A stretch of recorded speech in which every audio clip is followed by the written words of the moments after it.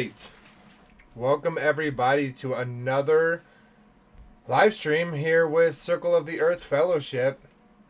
We're talking about smart cities today, and I think it's going to be quite interesting. So hopefully y'all are excited too. And we'll get into that shortly. But like we always do, we're going to say hello to those who are on the panel tonight. And then we will get into a little housekeeping and then get into it. So let's pull this up. Oh, sharing the wrong thing. Step up. Boom. Let's get rid of that. Hello, everyone. Hello.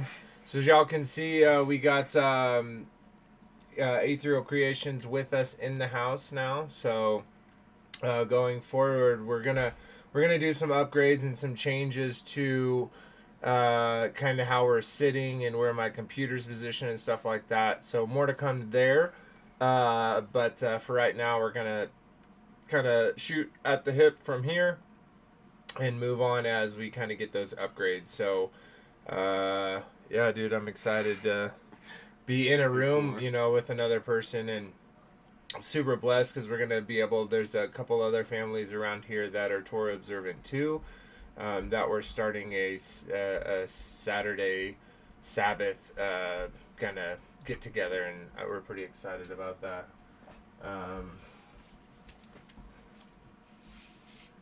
So she just brought us dinner. So That's what I was eating before I sat down. I wasn't trying to be mysterious. I just got done eating.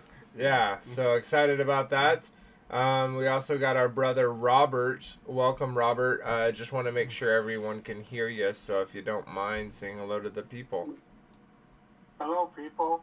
Hey, how's everyone doing? I'm so jealous that you can get together with so many.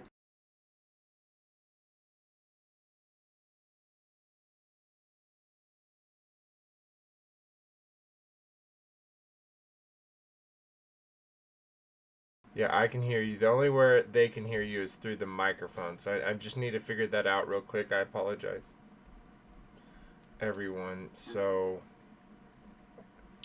that's still on. All right, now try again. All right. Testing, Nope. testing, check.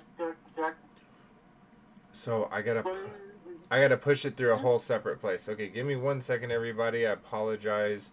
It's been a minute since I've streamed, so of course there's gonna be something. Anyways, so we gotta get audio input capture. Let's add that. And we're gonna grab it from. I can't do it that way. Okay, no. Sorry, people. I apologize. Try another thing. So. Definitely not a smart city in this house. That's a good thing. I'm sure they have their own problems. Output capture. Yeah, I think this is what we want. Yeah, there we go. That's 249. Okay, go ahead again there, brother.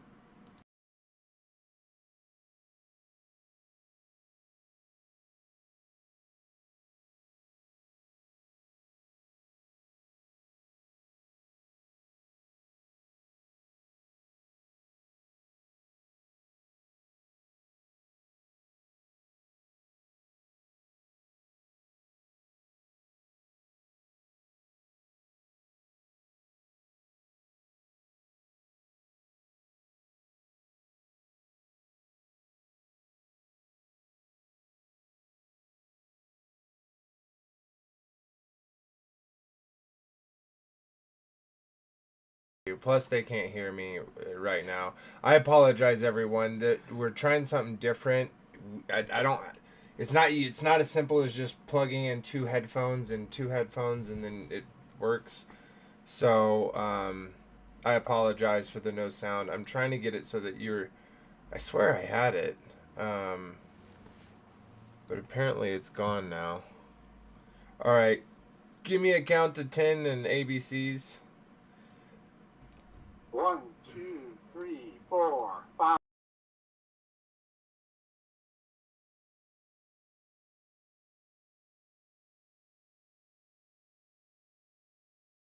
Peace.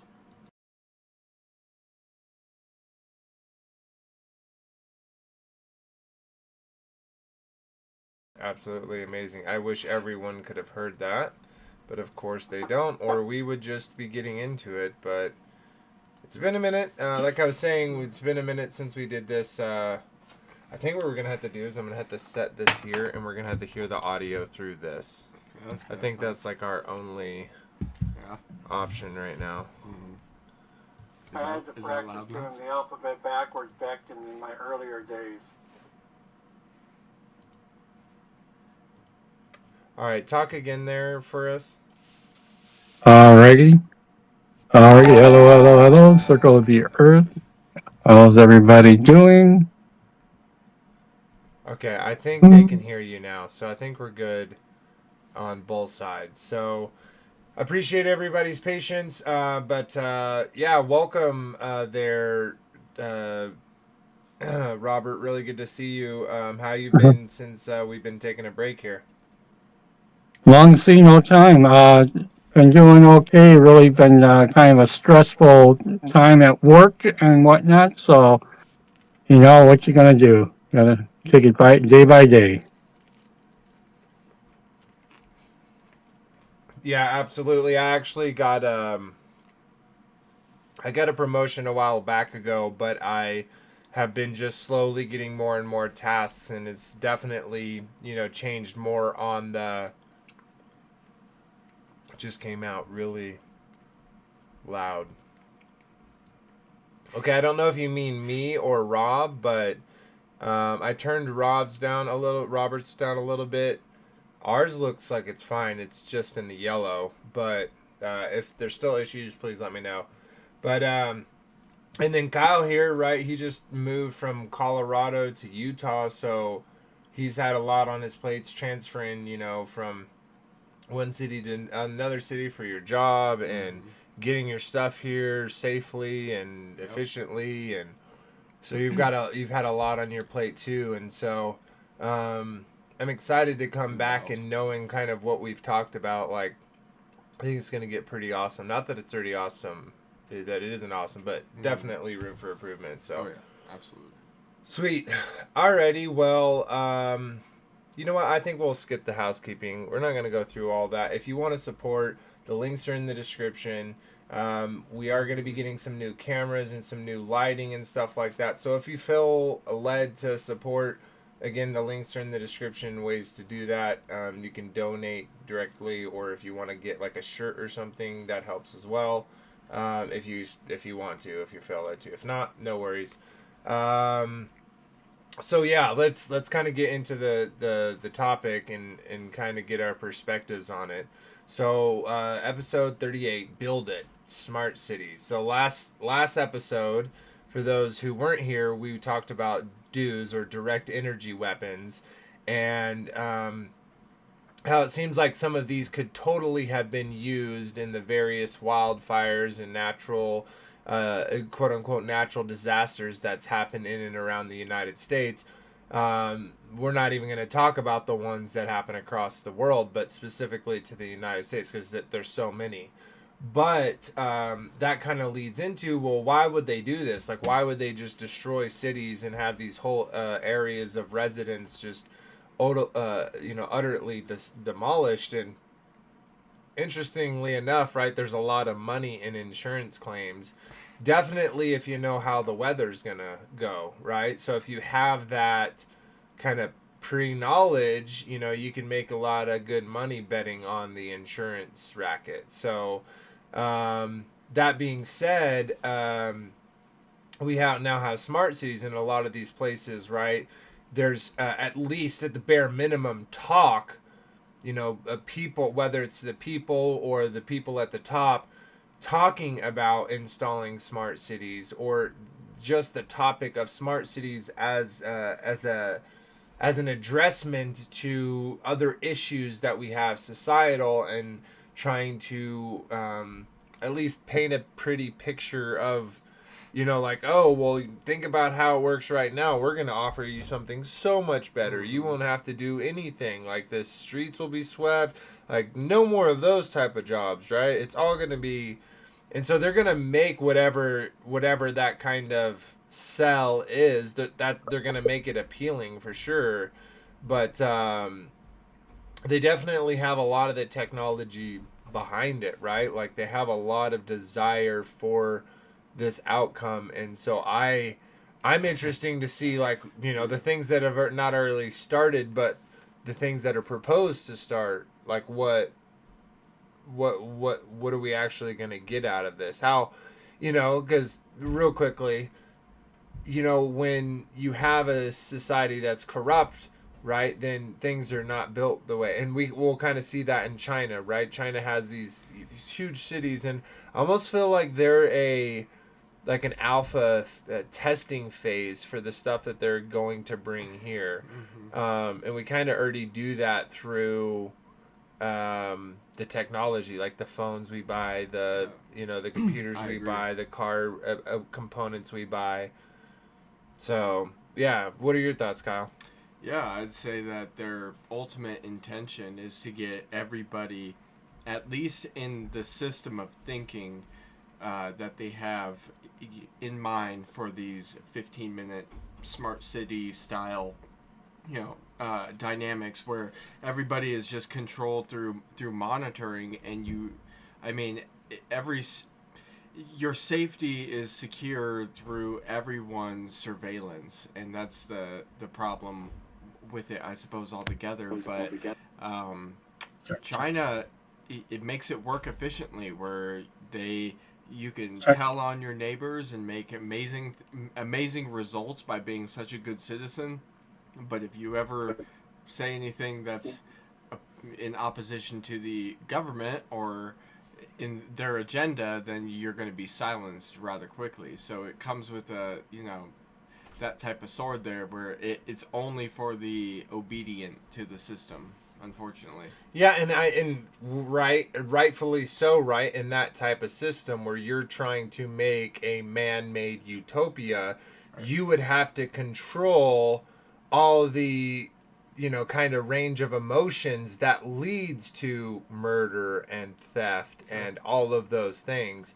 And so they want to in some way artificially take that out or supplement that human nature to accomplish this goals, right? And places like, we'll talk about The Line, specifically talk about that. You are going to have to be genetically modified in order to live in that city, but the conveniences and the all the benefits that you're going to get from being there are going to seem like a honeypot. It's going to be literally a honeypot, but it's going to seem like this is too good to be true. So yeah, what are your thoughts about smart cities there, Robert? So how's my microphone right now? I just turned on my laptop, so I switched You're over. good. Sorry, I needed to do it like this. Okay. Alrighty, alrighty. Yeah, well, everything, most everything I do a general research on, it all seems like such a wonderful thing, Um, but you look at some of these other people that I've listened to, like Allison, and uh, they, you get this Hegelian dialect, uh, it's all this stuff showing all these things and all these problems in the world, climate, and we're going to die, because of the oh, we can't, okay, um, because of all these problems in the world, and we have to do something to help the climate so we can all survive.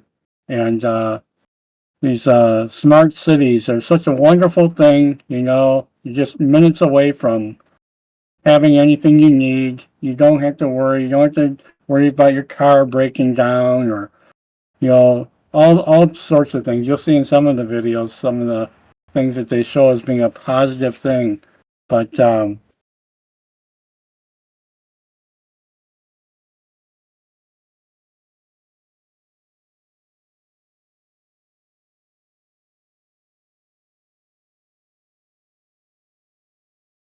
sure.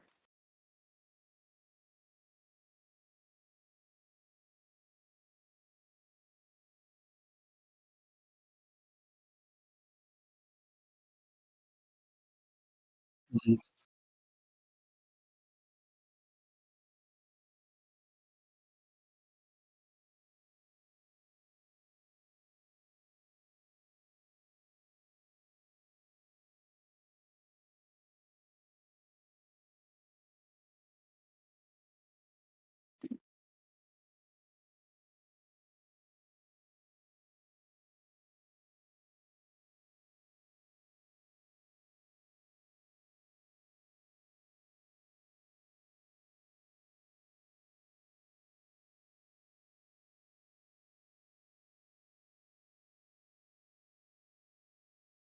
Okay, tell me to click the button. I told. Yeah.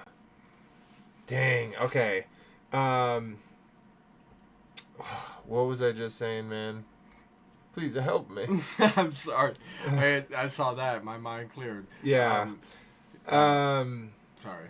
Robert, can you please remind me? I apologize, everybody. Remind you what? What I was just saying. I I was Smart muted to them cities the are. whole time. You're talking about, what's upcoming. You're talking about the Oh, social credit score.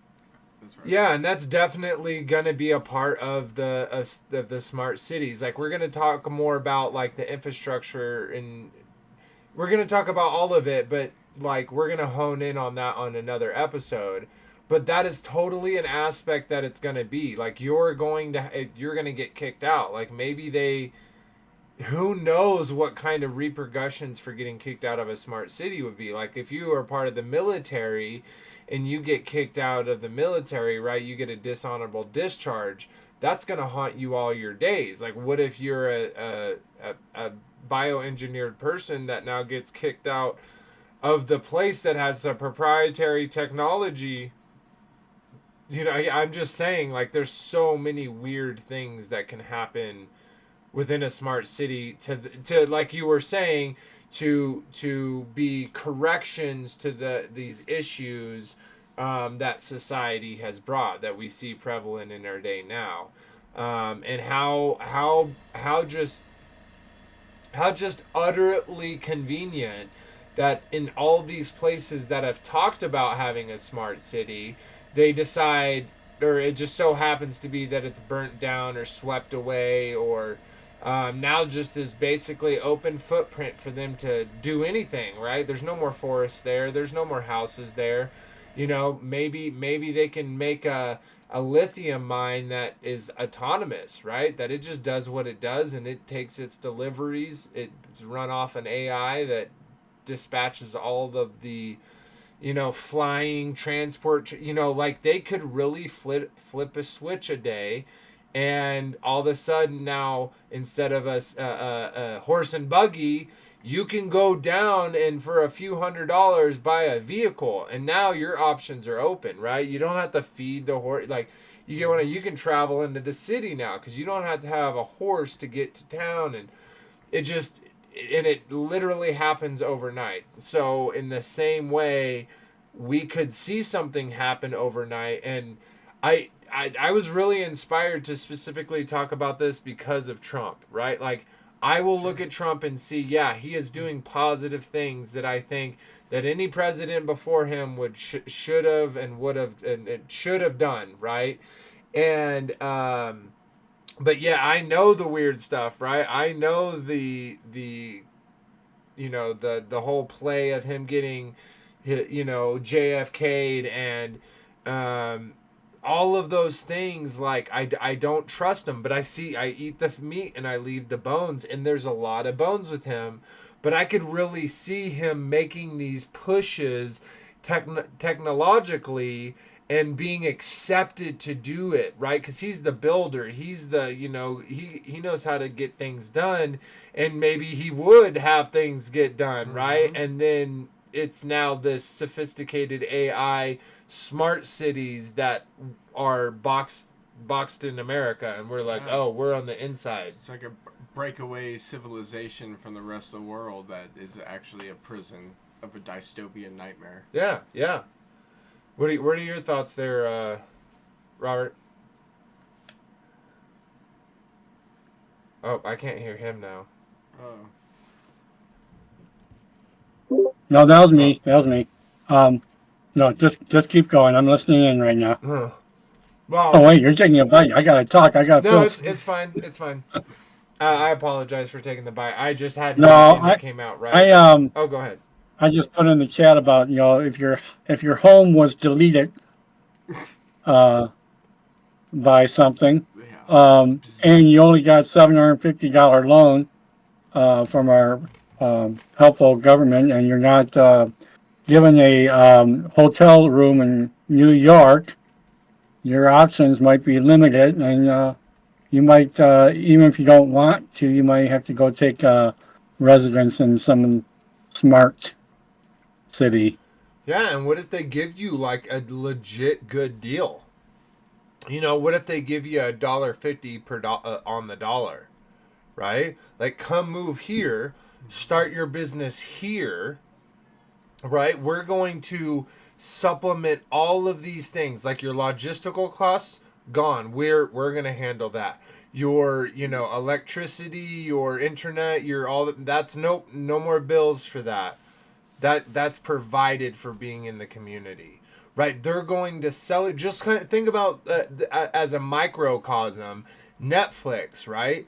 Netflix was this like where you got the best of the deal on the entertainment that you wanted, right? You didn't have to drive there. You didn't have to like go through there and pay an extra top of fee because they have a brick and mortar stores and an overhead that they pay for. They send it right to your door, right? And then they caught along and like, okay, out of the physical to the digital, they went right along, but they got that up to a point where they're like, okay, now it's switched where we're making money off of you. This is no longer a free ride. This isn't, all of those things that made this a business model that served the people. Stripping those, this is for profit now. And so I think it happens, that kind of bait and switch can happen very easily with a technocracy, which it seemingly like that's kind of how he's pushing is he wants to be this new leader in technology. You get the Mark Zuckerberg. I don't know if you saw this, but he like kind of did a switch and is kind of now It was Biden blaming Biden that they were like, holding him at knife point, Yeah. threatening him. You better take these. It's like, okay, cool story. We know you're a flip flopper anyway. Yeah, well, he recently said that he thought that phones were going away, and the new thing will be AR glasses. Well, yeah. So you're gonna put these glasses on, and you're that. gonna have. You're no longer people walking around with their but- camera on you, but literally everyone's gonna have a camera. And they'll have an overlaid display of something that you can't necessarily control. Yeah. And I mean, how do you know what you're looking at? It may, that's how real it can be. Well, sometimes. on that side, right, on the user side, but thinking about the other person that wants privacy, that wants, Oh yeah. right, like, okay, well, yeah, you don't get privacy in public, but it's like now every move from every bit, like how many angles, like, and if they really had the money and the power to put it in a computer system, right, like a supercomputer, they could get to levels of Minority Report where they know what you're going to order before you buy it. Before you purchase voluntarily by giving your information to them on how the human mind works and how they can sit there and predict it. Well, yeah, and that makes total sense. It's a little scary, but they don't come up with these movies out of anywhere, and they don't come up with these shows out of anywhere, which is amazing because they always seem to include these smart cities that are super surveilled with their own like tyrannical police force that's military. You can't. It's almost like it kind of reminds me of like where it's not gonna be nations, it's gonna be corporations. Like it already kind of is, right? But not outwardly. But I'm saying like no, like it's gonna be these mega cities, right, that are smart cities that have to have like their own kind of sovereignty to run because it's going to be like a corporation. It's going to be for profit. It's not going to be and then I could see that the government then subsidizes those mega smart cities with funds for robots, flying vehicle, like kind of some of the required things, transportation, logistics support, all of those type of things. So yeah, it's definitely going to be intense, like when they start pushing it. And I think because of the type of technology that it is, when it's pushed, it's gonna be like sci-fi. It's gonna be weird. Some people probably would say that we're already at that point. Yeah, not openly though, right? Like they're not openly, like, okay, for instance, Trump said he wanted to, like, we led the industrial revolution when it came to the automobile and making it for cheap and being able to put it into a factory and slap it together in 90 minutes, right? That ability, Trump basically wants to do that with what he called air mobility. So kind of what we were talking before, where you don't own that flying car, right? That's too much to give someone one power, right? That they could just easily, if free energy, fly wherever they wanted at any point, right? So they would have to provide it as a public service, which then the government would control, right? And then if the governments are controlled in essence by corporations, then the corporations that get the deals to make the cities, to make the transportation, etc., those are going to be the ones that are going to be the United States of corporations, right? Sure. So, yeah, pretty crazy. Sweet. All right. Well, let's we're gonna share some videos real quick and discuss them. So let me pull that up for everyone, and that's gonna be this one. Get rid of this. Get rid of this. Okay. Pull that up, and then I'm gonna make sure I am gonna put this on so I don't get in too much trouble. Okay, let's drop that. Yep. How smart is your city? Chances are it's getting smarter by the year. Many governments around the globe are racing to infuse technology into just about every aspect of its city's operations. And I mean every part. Including public transportation, IT connectivity, water and power supply, sanitation, and... Okay, I just wanted to make sure. Can everyone hear that?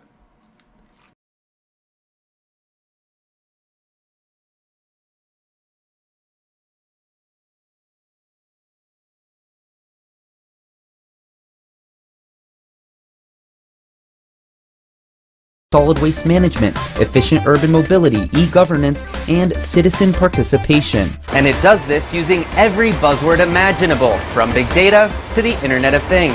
So how does a smart city work?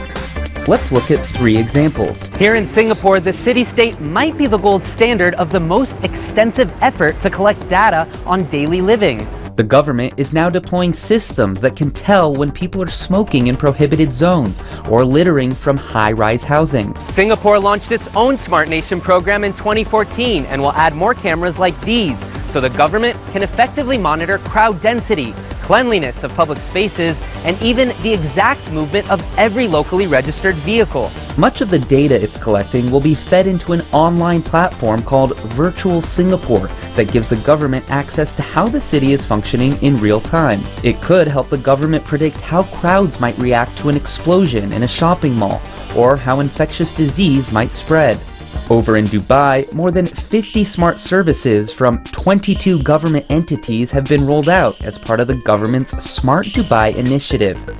Using the government-provided app Dubai Now, you can do things like pay a speeding ticket, which likely captured you on a public camera and then emailed you the ticket directly. You can also use the same app to pay your electric bill, call a taxi, track a package you sent to your friend, find the nearest ATM, renew your vehicle registration, track the visa status of a relative, and report a violation to the Dubai police. Now head over to Barcelona, where one research firm estimates the city will save billions of dollars a year in energy costs just by installing smart systems like these. Number 1, smart streetlights. Public lighting that adapts and dims when there's no activity but brightens up when sensors detect motion. The second, parking sensors. Instead of driving in circles looking for a spot to park, drivers can get real-time information on an app which locates free parking spots. Sensors on the street curb use lighting and metal detectors to know if a parking spot or loading area is occupied. And finally, garbage sensors, which are actually compact drop-off containers which have a vacuum network through pipes which sucks up trash below ground. The automated waste collection not only lowers noise pollution from garbage trucks, but also lowers costs and keeps bad odor away. Juniper Research estimates that by 2021, cities will save nearly $19 billion by making their cities smart. But of course, to save money, sometimes you have to spend it first. The global smart city market is estimated to attract $15 billion by 2021, and that's just for software. So now companies from Microsoft to Cisco are aiming for a piece of it. In Singapore, Upton Saidi, CNBC. Still watching?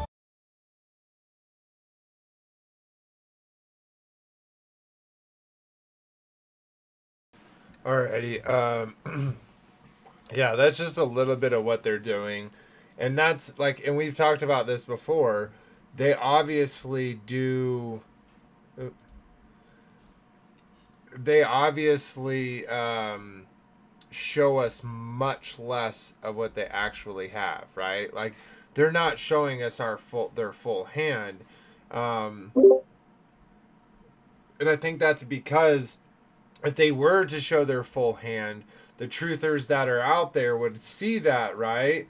And when they saw that, they would start preaching against it. And that would obviously hurt their plan. And so they have to do it like as quietly as they can to get as many normies to go along with their plan. They need to be that fly that's then too drunk to notice that the mouth is closing around it. And that's way easier to do in a smart city where you limit everything, right? Like there's no garbage trucks that you can get away with because they have a garbage chute, right? Like you can't go anywhere because your ID is attached to a number that you go to a taxi. Nope, sorry, we have to report you right now. You can't get on the hover drone to fly to your destination because all these reasons. They could literally do whatever they wanted. And if it was a corporation, right?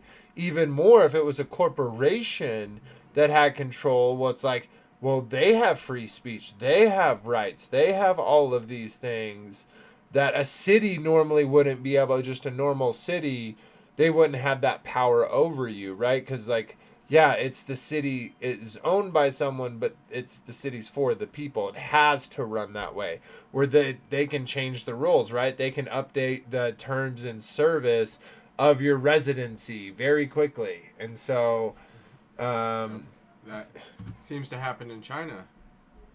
Yeah.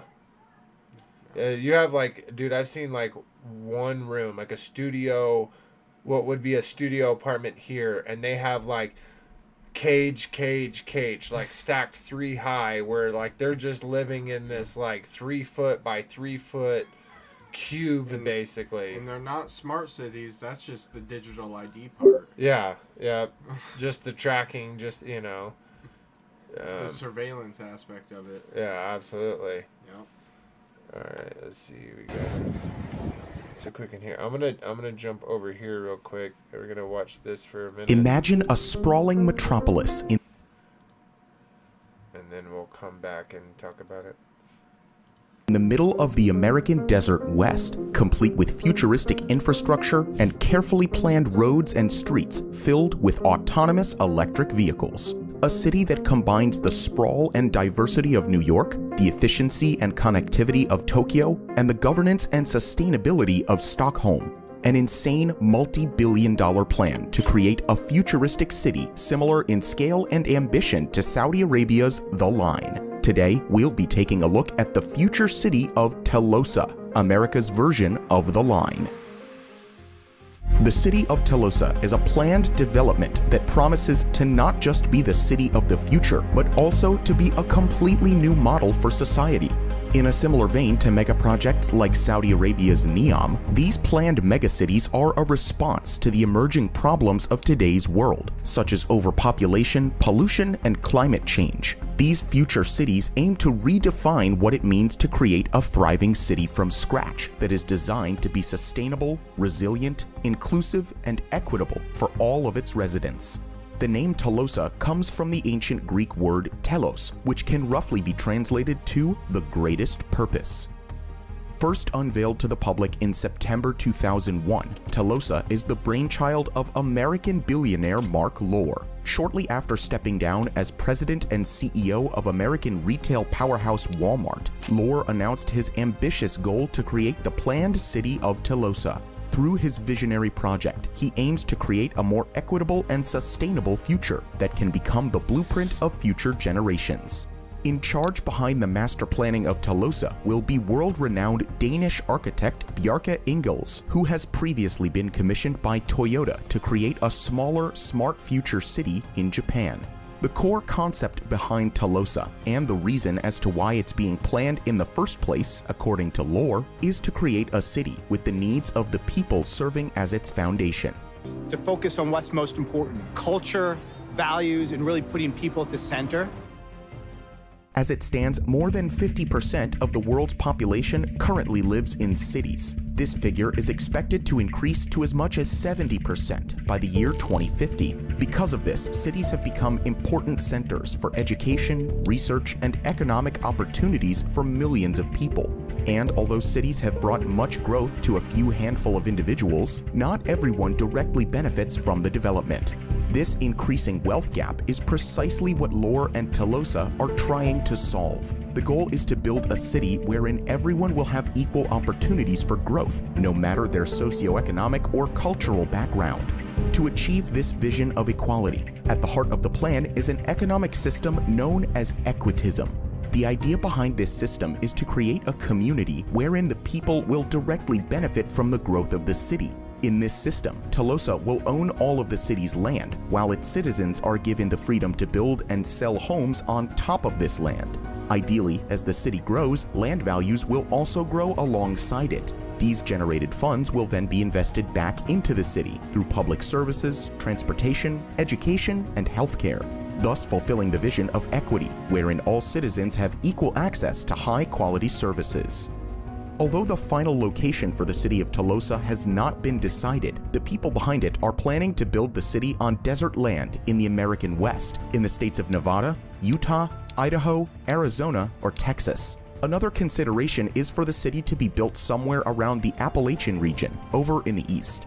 But out of all the available land in the United States, why are they planning to build Telosa in the middle of the desert? One of the main reasons for this decision is that there is plenty of cheap and readily available undeveloped land in the American West. And with Telosa's plan of reimbursing increasing land values back into city services, this cheap land has the potential to pay for itself as the city grows over time. Although the land for Telosa's eventual construction may come at a relatively cheap price, building a bustling metropolis in the middle of the desert isn't exactly the most ideal or even smartest undertaking. Saudi Arabia's recent construction on NEOM and the line have clearly showcased these problems that Telosa might encounter as well as in the future. Initially planned to be partially completed by 2020 and expanded upon in 2025, NEOM's construction is already behind schedule. It turns out that building on undeveloped desert land first requires the construction of operating facilities to house construction equipment and personnel in the unforgiving climate. Some other problems that NEOM and the line are currently facing right now are high temperatures, water availability, and the energy impact of constructing an entire city from scratch in a harsh environment. Telosa is also planned to be fully powered through renewable sources of energy. Each building in the city will have photovoltaic cells installed on their roofs, while strategically placed wind turbines across the city's borders will provide additional capacity to power Telosa. The city is planned to generate more power than what it consumes, making it a self-sustaining city when it comes to electricity generation. Additionally, at the heart of Tolosa will be the Equitism Tower, the city's tallest structure that will serve as an iconic landmark and a beacon for the city. The tower will house an observation deck, an elevated water storage system, and aeroponic farms that will supply the city with fresh produce. Another consideration of Tolosa's layout is an urban design and transportation system that makes it possible for residents to always be within only a 15-minute commute of key locations and services such as offices, schools, parks, shops, and restaurants. Unlike the line, which will be completely pedestrian-centric with a focus on mass transit, Tolosa will use a mix of carefully planned transit systems and autonomous electric vehicles. The city will make use of the superblock concept of urban planning, wherein heavier traffic is concentrated over on the borders of the block, while bikes and slow-moving EVs will be given priority on inner streets. This achieves two goals. One, ensuring that people can easily move around between blocks, and second, so that residential areas will be far enough away from major streets to avoid excessive noise. The construction of Tolosa will be divided into two phases. The first phase is ambitiously set to be completed by the year 2030.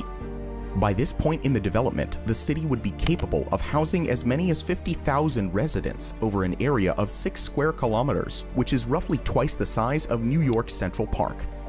Once completed, the second phase of the development aims to fully build the rest of the city over the course of the next 40 years. Over 5 million people are expected to live within the city by this point, with a total area of more than 120 square kilometers. By comparison, the city of Tolosa will be as big as the city of San Francisco, but with more than 6 times its population living in the same area. In total, the entire project is estimated to cost as much as $400 billion to complete, with funding primarily coming from potential private investors and federal and state grants. In comparison, Saudi Arabia's The Line is estimated to cost a similar $500 billion, which, unlike Tolosa, is completely funded by Saudi's sovereign wealth fund, and by extension, the Saudi government. With Tolosa's highly ambitious plan and vision for the future, Mark Lohr and his team have to overcome one of the biggest hurdles with the construction of planned cities like these: funding. It's not exactly easy to convince the government and private investors to lend you billions of dollars into creating a vision that may not be fully realized. And even though Tolosa promises to be different by saying that its people will be at the center of the city's development, it will still need a huge sum of money to even begin this insane megaproject. But despite all the mounting environmental and financial challenges, and with no construction work having been started more than a year after the project was first announced, Mark Lohr and his team are still optimistic and determined to fulfill their vision of the most sustainable and inclusive city in the world by the year 2030. What do you think Tolosa would be able to do differently compared to Neom? Do you think Tolosa will ever be completely built? Let us know in the comments down below.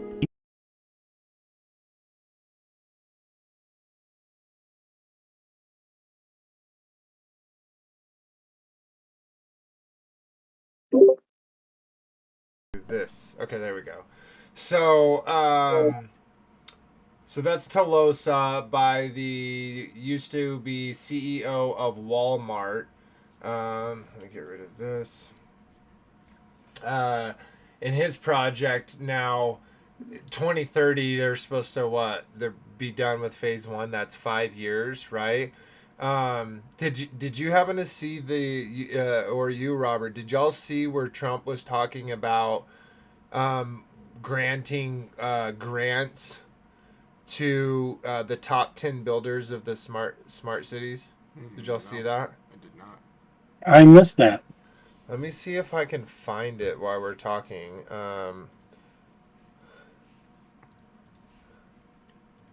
Although I did find it interesting that the city there was named after Telos. Right? It's like, oh, well, that's not necessarily, that autonomous creation itself was a little scary. I don't know if you want your city to be known for that thing. I mean, I guess you're protected, but yeah, it's a little... All right, here, let's watch this real quick. Generations of Americans pursued big dreams and daring projects that once seemed absolutely impossible. They pushed across an unsettled continent and built new cities in the wild frontier. They transformed American life with the interstate highway system. Magnificent it was. And they launched a vast network of satellites into orbit all around the Earth. But today, our country has lost its boldness. Under my leadership, we will get it back in a very big way. If you look at just 3 years ago, what we were doing was unthinkable. How good it was, how great it was for our country. Our objective will be a quantum leap in the American standard of living. That's what will happen. Here are just a few of the ways we can do it. Almost 1/3 of the landmass of the United States is owned by the federal government, with just a very, very small portion of that land, just a fraction, 1/2 of 1%. Would you believe that? We should hold a contest to charter up to 10 new cities and award them to the best proposals for development. In other words, we'll actually build new cities in our country again. These freedom cities will reopen the frontier, reignite American imagination, and give hundreds of thousands of young people and other people, all hardworking families, a new shot at home ownership and, in fact, the American dream. Another big opportunity is in transportation. Dozens of major companies in the United States and China are racing to develop vertical takeoff and landing vehicles for families and individuals. Just as the United States led the automotive revolution in the last century, I want to ensure that America, not China, leads this revolution in air mobility. Not China. These breakthroughs can transform commerce, bring a giant infusion of wealth into rural America, and connect families and our country in new ways. Likewise, through our Strategic National Manufacturing Initiative, which is going to be very big and very, very successful, we will turn forgotten communities into hives of industry, producing the goods we will no longer import from China. We will also have a major initiative on lowering the cost of living with a special focus on lowering the cost of a new car and lowering the cost to build a single-family home. And they will be beautiful homes. And I will ask Congress to support baby bonuses for young parents to help launch a new baby boom. So yeah, he's also talking about giving money to parents to have children, which I think is a good idea. And I'm not even saying what he's saying aren't bad, or I'm not saying they're bad ideas. What my thing is like what is their biggest issue? Funding, right? And what is he saying? Like, hey, we're gonna sign 10 new contracts for people with the 10 best ideas for these smart cities. That he wants a quantum leap in the standard of living for the average American. He wants to put, with, I guess not him, but one of those ideas is putting 6 times the amount of people within the same area as San Francisco. Right. Like, what could possibly go wrong with putting all those people so close together in a society that is owned by who? Yeah. A city Bill owned Gates. By who? Bill Gates. Yeah, that's one of them, right? That's one of them. So, yeah, what are your thoughts, Robert? Oh, it's going to be big. It's going to be huge. It's going to be the most beautiful, biggest, wonderful place that will be built. And everybody will love to be there. It'll be great. It'll be great. And everybody be all peaceful. And be so much love in the land. And the chips, they won't hurt that bad, and they'll help you do a lot of stuff. It's just a little chip. It's nothing. Just a little poke. Yeah, dude, it's quite intense. Oh, it looks like we got Frankie B joining us. Good to see you, brother. Hey, what's up, guys? I completely forgot I'm at work. Completely forgot. No worries, bro. We get it. It's been a minute, right, since we did it, so I have no right to hold anyone's feet to the fire. So Look at you and Kyle together. Look at that. All right. yeah, so you kind of missed in the beginning. Kyle's here now in Utah. He just lives like 10 minutes down the road from me, and Sweet. and so we're gonna be changing our screen. We're gonna be doing some stuff, maybe updating the lighting, updating some cameras and stuff like that. So I'm pretty excited for that change. A lot has got to happen before that, but yeah, I'm excited for, like being able to literally look at someone. Don't get me wrong, love you, Robert, love you, Frankie, but being able to actually talk with someone's pretty awesome. But yeah, welcome. We're talking about smart cities. We just watched the clip from Trump saying that he's going to give out contracts to build 10 new cities to the people with the best idea.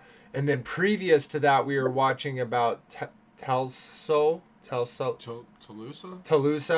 which is named after a Greek god, but is kind of the brainchild of the former CEO of Walmart, and his desire to make this 15-minute city. How old is that Trump video? This is just right before he actually took office. Oh, all right. So this is these plans are up and coming. Yeah. Oh yeah. And so I actually want to bring this up. I think this is a good time to bring it up. Isn't it kind of interesting that the things that the Georgia Guidestone were calling for are kind of coming to fruition? Right as they destroyed them. Right as they destroyed. That's always what they say. That right there was like a ritual in itself. Well, think about like specifically get rid of useless bureaucracies and officials. And officials and that's like that's a good idea. We shouldn't be paying those taxes to all that stupid stuff.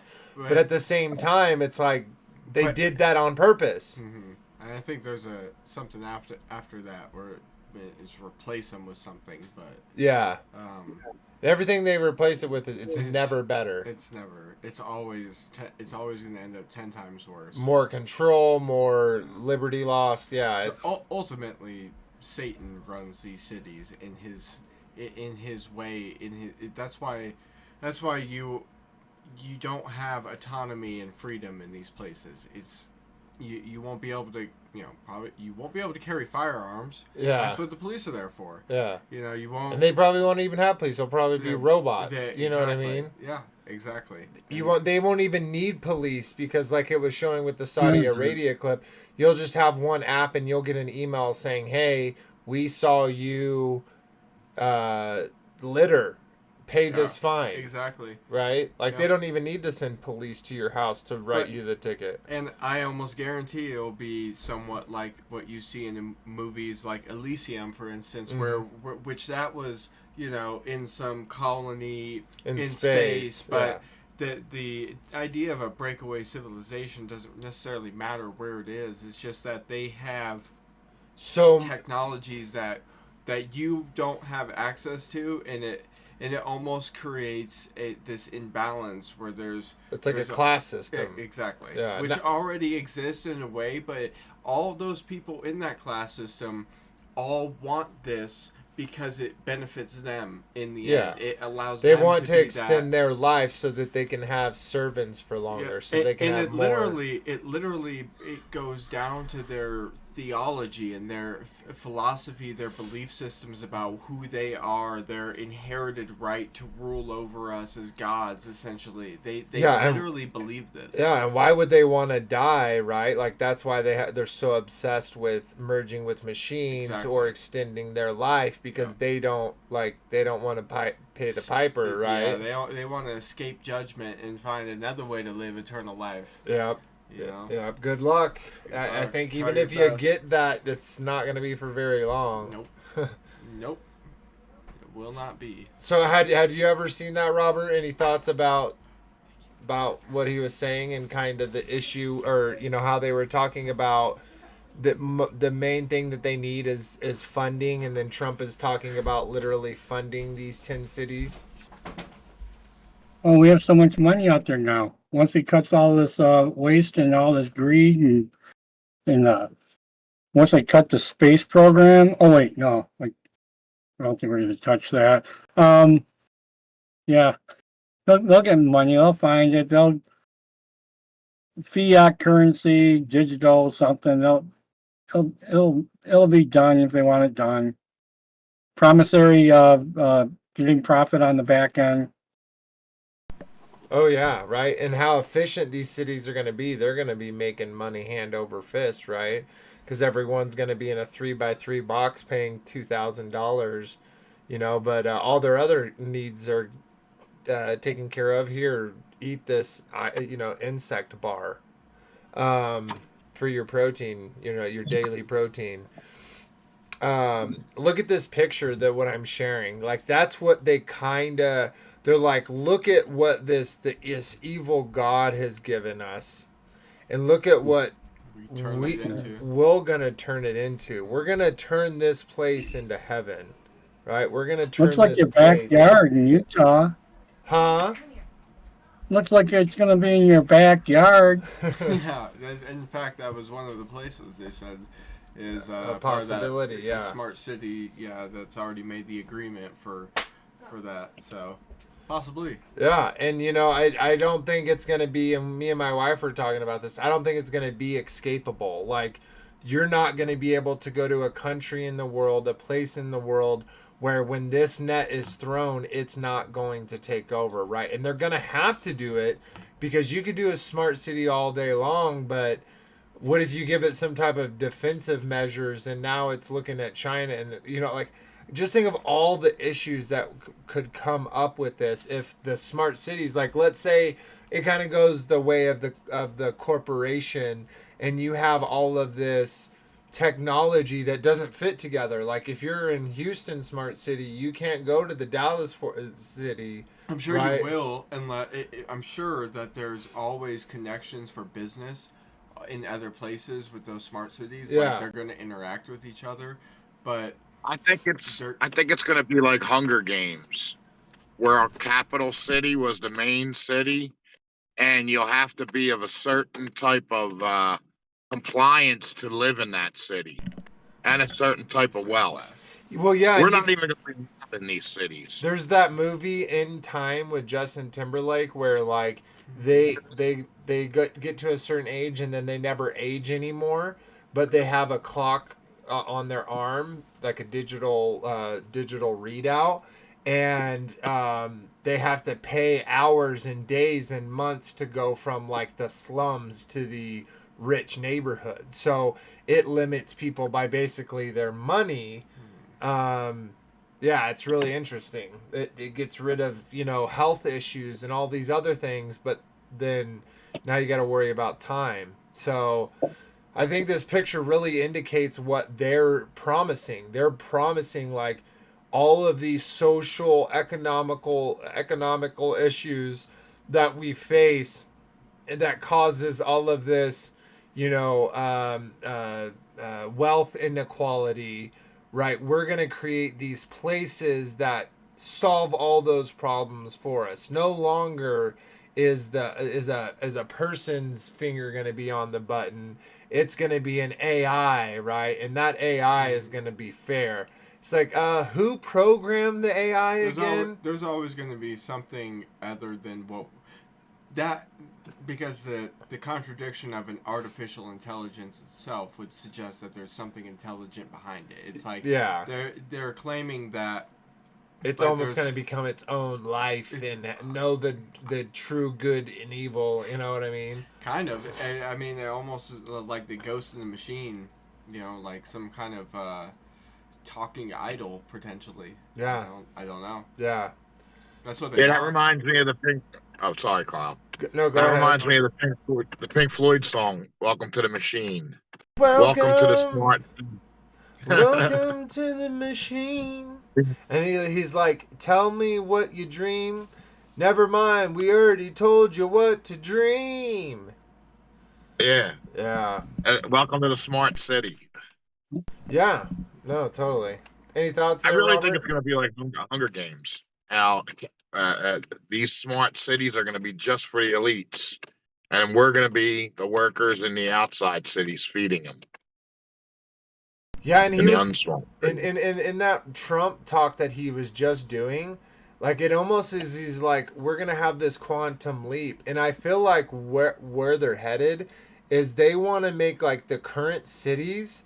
They kind of want to like sweep those and use those for the like areas of like industrial stuff. They already have the impoverished cities at that point. And all those cities are basically like you working there. You work on the machines that need to keep going, right? For this, keep the smart cities up and running. Yeah, because that's exactly right. All of those systems are going to require maintenance, and at this point, robots can't do it all. So yeah, and who knows? Obviously, they can take that to the moon and back. But just my point is like they could turn our cities like Detroit into these hubs of autonomous, refining and stuff, and then have these new areas out here that have never been developed. I can almost, just based off you saying that, I can almost bet that it just sounds so perfect for Trump to say. Just be like, and Detroit, we're going to reinvigorate Detroit. We're going to turn it in back to where it was, but 10 times better. It's going to be the new Detroit. It's going to produce 10 times the amount of cars it produces. It's going to be great. Yeah. Yeah, and then, switch to the location 2050, and it's like robots are, automated. Yeah. Well, that new ID, robots. I think that new ID that they came out with, the Real ID, I think it's called, I think that had something to do with it, too. Real ID, I definitely think is a part of it, but I think that in itself was just a testing program because it was never required in a lot of areas.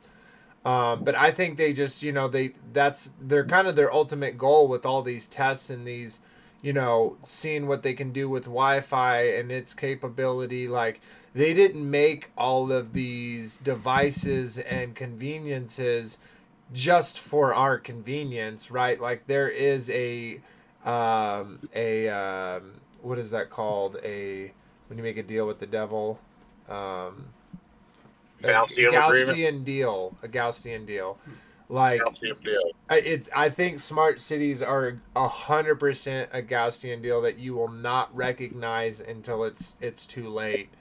And I feel like, just real quickly with Revelation talking about the mark of the beast, right, will cause all those free and like that. If you live in a city, definitely a smart city where they know where you are and where you'll be and who you'll be with, like that kind of, like, just imagine, I'm not saying the whole story is true, but just imagine if the character of Hitlerio had the modern technology that we have, like how more of a sophisticated, takeover it would have been. Hollow cast that you could do. You know what I mean? Like, yeah, take over, Night of the Long Nights, right? Like all of those type of things would be, you wouldn't even have to have people there, right? It could just be drones at that point. And so, yeah, it's pretty crazy. Just a higher level of the Matrix, a deeper tracking and knowing what you're thinking, knowing what you're doing, just a higher level of spying on you. All right, let's. You know what I mean? Yeah, no, absolutely. All right, let's check out another video.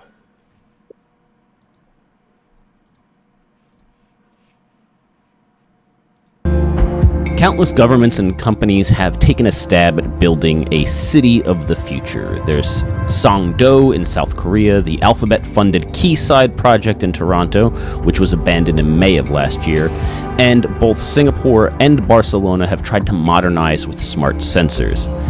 In January of 2021, Saudi Arabia announced plans for its own futuristic city called The Line. Instead of communities sprawling outward from a central location, they would be built vertically and arranged, well, in a line, hence the name. Even though the vision for the city stretches 170 kilometers, it would do away with cars entirely and instead be connected by high-speed rail that would travel the entire length in just 20 minutes. And each individual community would be largely self-contained, so that almost anything you could need, be it a school, a doctor, or a quick meal, would be only a 5-minute walk away. The government says the line will run on 100% clean energy and make extensive use of sensors and AI to manage the city's services. And all of this is supposed to be nestled in the pristine natural landscape of the Tabuk province with minimal impact on the environment. Now the Saudi Crown Prince Mohammed bin Salman has revealed grandiose renders of what the city will look like to match the grandiose plans. The line is envisioned as a giant glass and mirrored wall, 170 kilometers long, 200 meters wide, and 500 meters tall. That's taller than the Empire State Building. It would have greenery stretching along the top, an open-air ventilation system to help maintain an ideal climate year-round, and it would house up to 9 million people.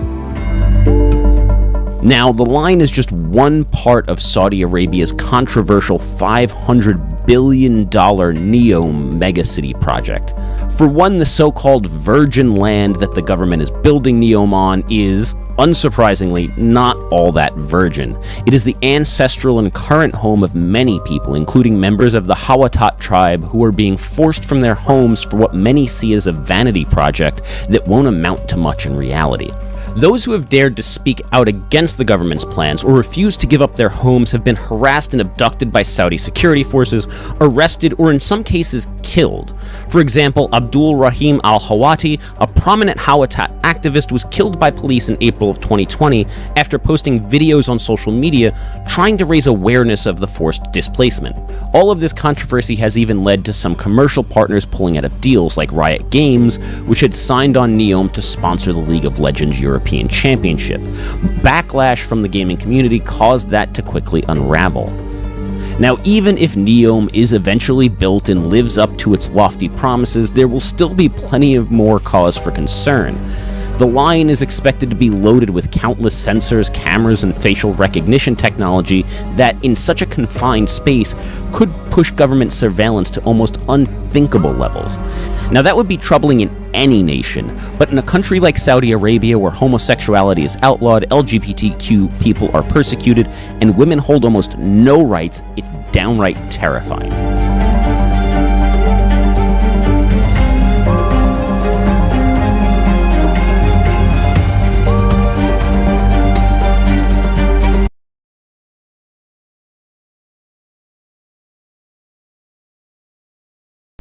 All right, let's jump on to another one of these videos, and then we'll do some more talking. When you think of Bill Gates, you probably think of Microsoft. Would it surprise you to find out that he's also known around the world as Farmer Bill? He's earned this nickname due to the fact that he now owns more farmland than anyone else in America. It's estimated that Gates owns at least 242,000 acres of farmland, the equivalent of 1/3 of the land in the entire state of Rhode Island. About 10% of those land holdings were acquired in 2017 and have been set aside for a 25,000-acre smart city in the middle of the Arizona desert. Welcome to Belmont, Arizona, future home to Bill Gates' smart city. In today's video, we'll take a look at what Bill Gates' plans are for this city, how much it will cost, and what he's done so far to make this dream a reality. In early November 2017, Gates threw around the idea in a debate about the need to invest in smart cities. The billionaire philanthropist then made headlines when a group headed by Gates' investment group, Cascade Investments LLC, purchased thousands of acres of land in the desert near Phoenix, Arizona, for $80 million. The plan for the massive plot of land, which is about 45 minutes west of downtown Phoenix, is to build one of the world's first smart cities from scratch. This Jetson-themed city will be named after the real estate developer behind the project, Belmont Partners. It is intended to be a forward-thinking community having a backbone of both communication and infrastructure that embraces cutting-edge technology. It will be built from the ground up and will rely completely on smart technologies such as high-speed digital networks, data centers, high-speed public Wi-Fi, high-tech manufacturing facilities, and autonomous vehicles. And even though just a few people live in the area now, Belmont said in a statement that the projected geographic size and population of Belmont will be comparable to Tempe, Arizona, which has a population of around 180,000. The city will sit on a huge parcel of undeveloped land, almost 25,000 acres, nearly the size of Paris, just outside of Buckeye, Arizona. The city itself will be set up with 3,800 acres dedicated to retail, office, and commercial space, 470 acres for public schools, and the remainder, nearly 20,000 acres, left for private residences, which will be more than enough to accommodate the 80,000 residential units envisioned for Belmont. The plan will be to translate a blank slate into a purpose-built city built around a flexible infrastructure model. Though there is no one living in Belmont just yet, recent permitting activity around the development suggests commercial and residential construction may be coming in no time. In 2019, it was reported that 2,600 new single-family permits were issued for Belmont, with another 3,000 projected for 2020. These developments may be indications that the Belmont project is getting ready to pick up speed. As Phoenix continues to grow and emerge as a tech hub, Belmont could be the ideal community to meet the needs of the incoming population. So why did Gates' team pick Arizona? The large area purchased by Gates is almost entirely undeveloped desert land, making it an ideal location for a technological experiment of the type that's planned at Belmont. Indeed, the total lack of structures and infrastructure will make it possible to develop and shape the new urban center in a very unique and specific way. In addition to the low cost of land in the Arizona desert, Arizona offers very attractive solar energy opportunities, which will be critical in making Belmont a self-sustainable, smart city. Additionally, with Arizona being amongst the most progressive states when it comes to self-driving regulations, it makes the perfect place for Gates to test out new technologies in a regulatory-friendly area. Other companies such as Waymo, Uber, GM, Ford, and Intel have all tested their self-driving vehicles in Arizona for this reason. There are certainly some drawbacks to the Arizona desert, however, perhaps chief of which is access to water. Although Belmont's proposal includes several methods of low energy consumption, it has thus far failed to address water maintenance, water acquisition, and water conservation. To even initiate the city's development, Gates and his team will bear the heavy burden of proving that there is enough water to supply the residents for at least 100 years. This is a steep challenge, especially in the face of Arizona's current water crisis. Some experts believe that in a worst-case scenario, up to 40% of the Colorado River could dry up by 2050, making part of Arizona almost completely uninhabitable. Bill Gates is not the first wealthy individual to have such lofty smart city ambitions. Jeffrey Byrne, the founder of Blockchains, is considering a radical experiment in the U.S. state of Nevada, and the former Walmart CEO, Mark Lohr, is just the latest billionaire to have announced a project to build a sustainable city. He left his position at the world's largest retail company to build Telosa, a smart city in the middle of yet-to-be-decided desert, using environmentally friendly architecture and emerging technologies.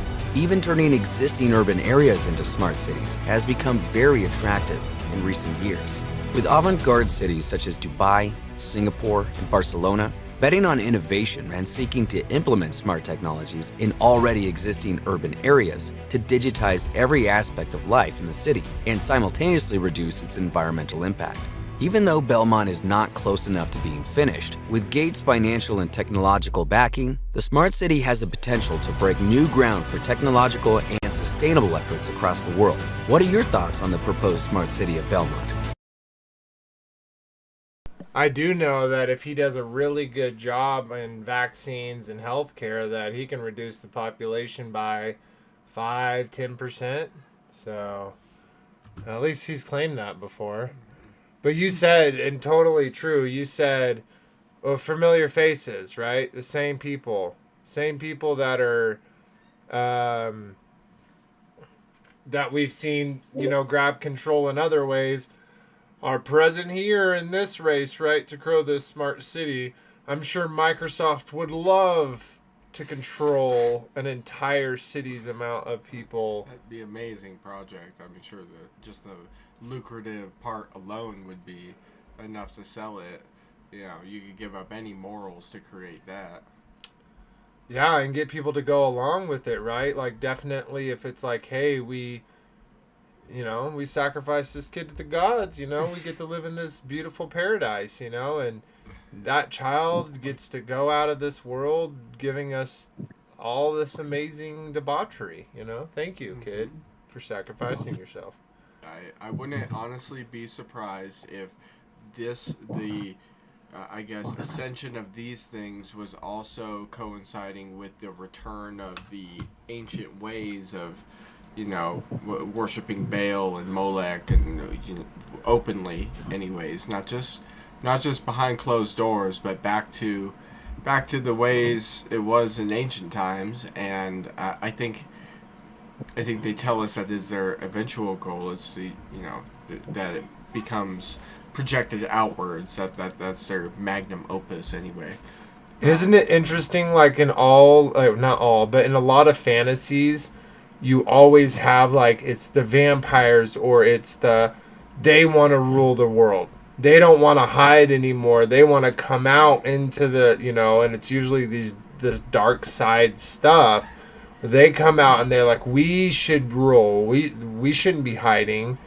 And that same kind of idea where that's what they want. They're like, we're the rulers. Like, we shouldn't have to hide from these peasants, right? Yep. What can they do to us? And they definitely want to implement a city where any type of protest or trying to uprise against I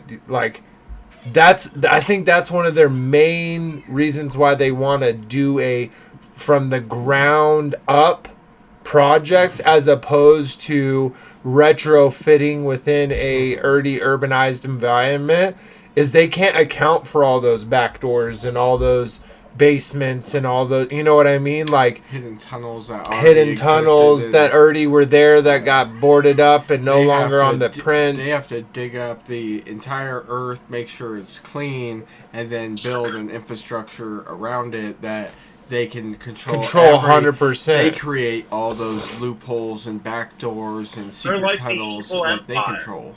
Or the rebels, the rebellion. You know what I mean? From Star Wars, they're like the evil empire. Yeah.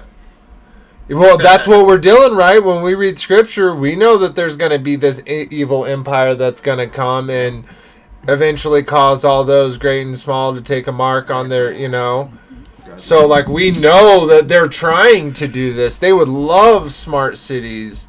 You know what I mean? And Trump saying he's going to fund it, right? Like, I'm just saying, like, I'm not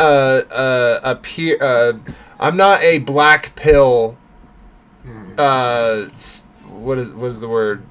Seller, but, peddler. I'm not a black pill peddler. I don't want people to live in fear and stuff, but I do, again, like in scripture, my people perish for a lack of knowledge, right? Like we should be able to look at the world and see the evils at work and talk about them, obviously knowing, right, that we're secure. Yeah, like we're literally exactly where we want to be, which is under the wing of the Almighty, and in the priesthood, under the priesthood of His Son. Like, well, they want us to be part of the Borg, part of the collective. And he said that hive. He literally said hive, just like a hive mind to be part of. They want us all to think alike. They want us all to be, programmed into their philosophies. Anyone that doesn't. And think about, right, with Trump's right hand man, Elon Musk, there, right, and his ties to the Neuralink, like exactly, he's the perfect. I know we haven't mentioned him before now, but he is.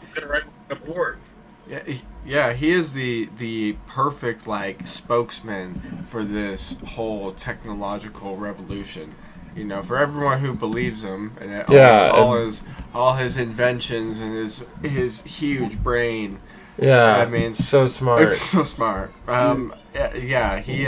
He's that perfect spokesman who will sell you that, that ketchup popsicle. Yeah. For sure.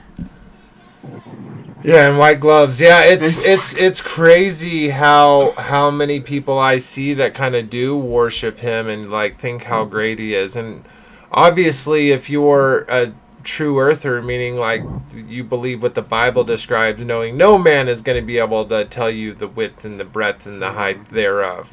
None of us can know that.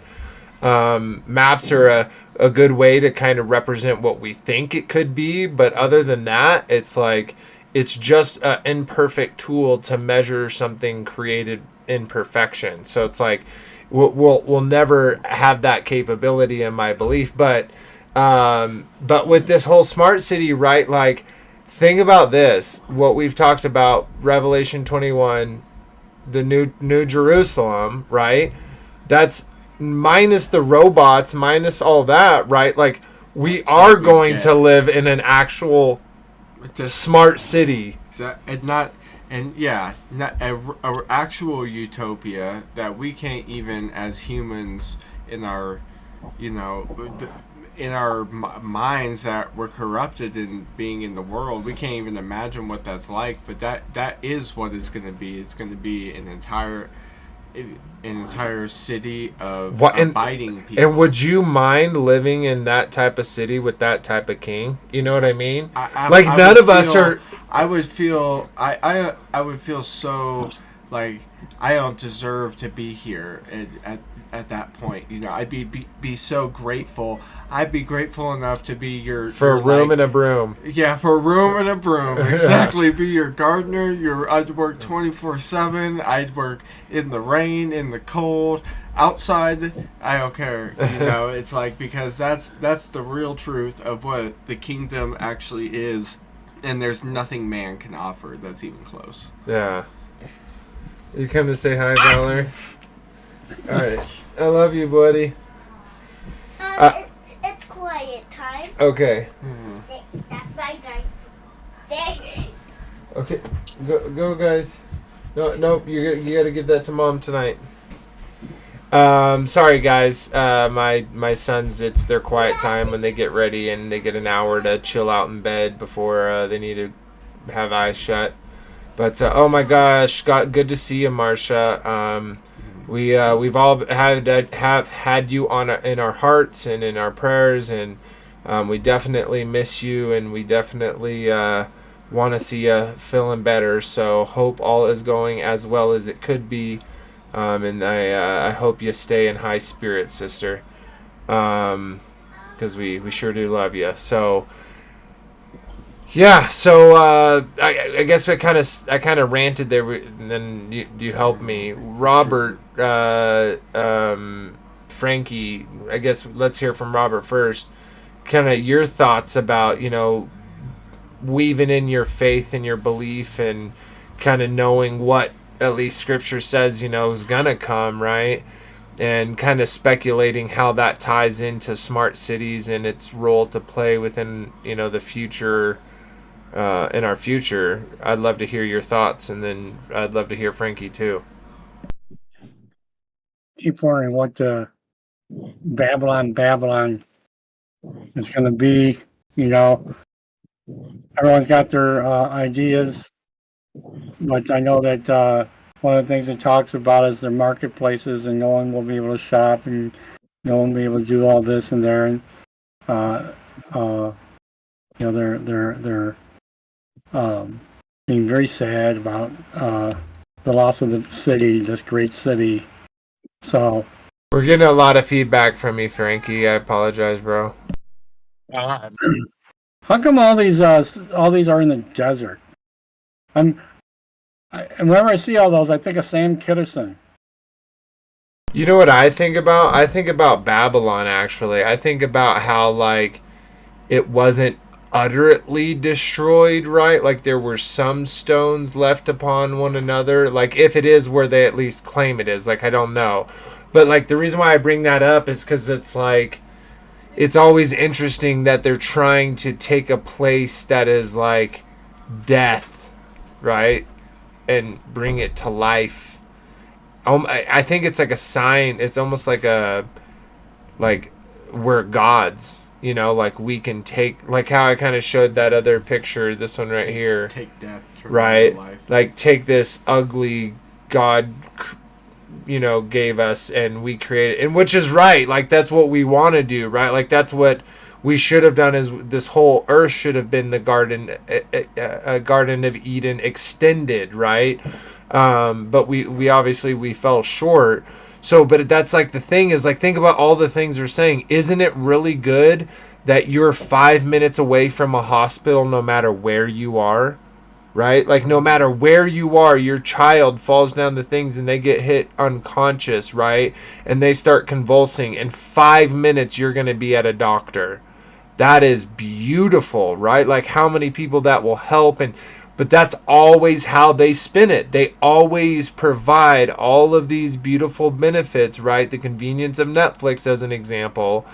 And once that is accepted, then at that point they have the control and they can switch it off. They can change, like YouTube, right? They can literally have this city, this corporation, and they change their terms of service. And now you're no longer allowed medicine. You're no longer allowed to get food from the thing, right? Like your only objective is to, think about it, is to leave the line, which is how far away from another city. So how would you even get there? What if the process of the you know the transhumanism things that they do requires a patented chemical administered every day in order for you, like, so they're like, oh well, we let you go. We never agreed that we would provide that for you. You can buy that, but here's an exorbitant fee. Oh, you don't have that cost? Oh, you can't be in the line? Here, we have this work camp, right, where you can go to pay yourself out, right? And it's like, it's as corporations, they will do that. They will exploit people, and they're selling, but at the same time, right, they're selling it as if it's some beautiful deal. Like, these rich and powerful people want to create a place where everything is equitable and everyone gets luxury and everyone gets the best services, right? Not telling you how they're going to control it. And you brought up before Elysium, right? Where it's like, if you have the right chip in you, you can just go up and down anytime you want. And you know what's interesting is this, over the last 5-6 years, the uprise in the supposed med beds that are so popular, where it's like that's gonna be the technology that saves everyone and lets everyone live for 200-300 years or whatever. It's these med beds. It's like, well, even if they did have that technology, unfortunately it's gonna be like this movie over here, where they're going to have that technology and you are not going to have access to it unless you literally go to war with them.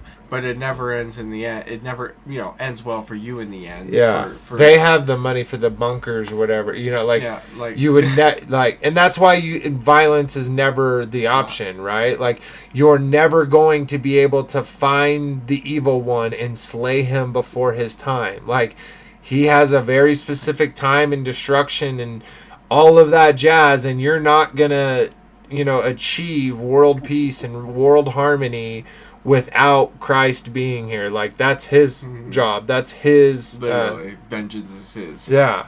So, Frankie B, I'd love to hear your kind of thoughts about, including, with scripture, and I know you have a different eschatology than most of us, which is totally fine, but like, kind of from your perspective, I guess, like, would you kind of see it as a benefit?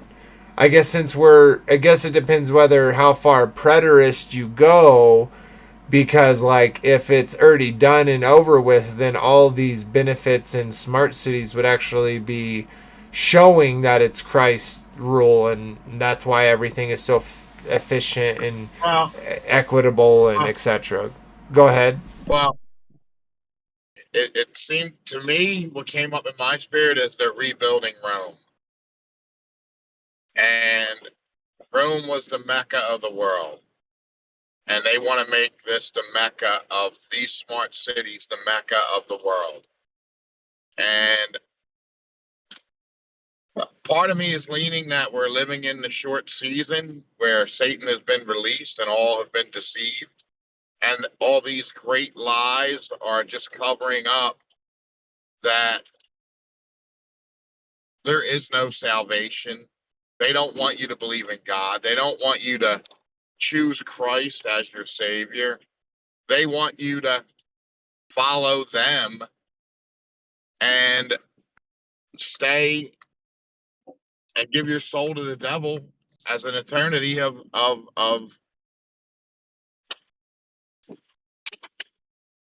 existence.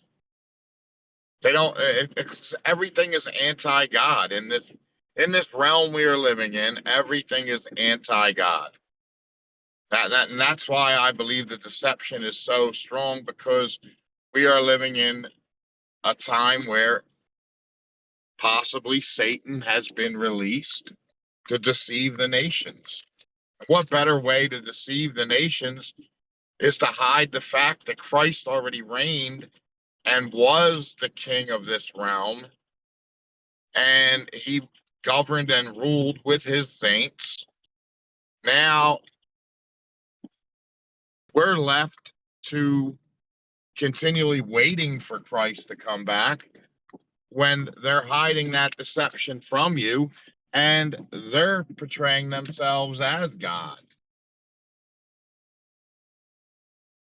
And I think this realm is being run by a bunch of fallen angels that are deceiving mankind into believing that they're trying to just tell you that there is no God. Everything in media, everything in our programming, the way we were brought up, there is no God. Yeah, and I agree. I agree with that point. Obviously, in the eschatology, we're a little different. What I do agree with you on is that, but see, I think there is a very fine pendulum. So what I mean by that is like when they swing it too far one way, that there is no other choice because of the way like that the Father created the system, it will swing back that other way. And we kind of see that right now with like just the political field, right? I'm not saying like you're in politics and you're voting, I'm not talking about that. But I'm saying how right now the tea movement, the maps thing, right? Like all of that has been said, no, we don't want any of that. That has done a big pushback, right? But at the same time, like it seems like it's like that pushback, like the swing is always good. No, but that's now parred up. That's now set the ball for Trump and the like to come and smash some of these things down, which, like we've been talking about this whole time, seem like it's a good deal. It seems like it's, why wouldn't we do this? Look, we're going to save all the lives from the car crashes.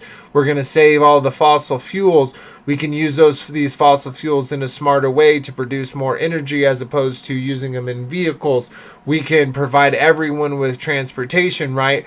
And at first it's like a grand opening of a store, right? Mm-hmm. Their prices are really good. Their customer service is really good. The experience that you had at that grand opening, it was so good that they hope that will give them enough like social credit, right, to roller coast down to your oblivion, right? And that you accepted it. You went along with the plan because it was good to you at the beginning. Except for this time, it's beyond anyone's probably wildest dreams when it comes to your capabilities. If you're like really within this threshold of finance where you can be a part of this thing, I can't imagine the type of things they may offer you to try to sell you on, like to why it's good to live here. Like it can't just be just a ordinary type city with some. It has to be a quantum leap. It's got to be this quantum leap, which I bet requires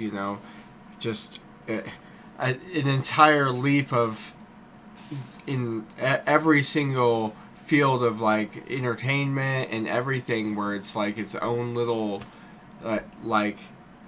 where everything would be fed almost like you think of like North Korea, where everything supposedly it's its own little, no one knows anything outside of what they're told there. I feel like that's what it would become in one generation. It would just be this. Well, that takes me back to the Hunger Games. It's capital city. They want these capital cities, and every other city would feed these cities, and only the elite would live there. There's going to be business opportunities. There's going to be stores in there. There's going to be people running businesses, and they're going to try and sell you on that opportunity. Hey, come in, bring your business. You'll be able to make money. Da da da da. You know what I mean? Entrepreneurship. They're gonna. It's just a whole nother way of getting all the outskirts. If they put everybody in these cities, say they have 7 or 8 of them, and they fit all of America into these smart cities, then all the rest of the land becomes theirs. People move out of the suburbs. People move out of, you live in Utah, you live in a suburb, you move out of that, you move into the smart city because you're promised a dream.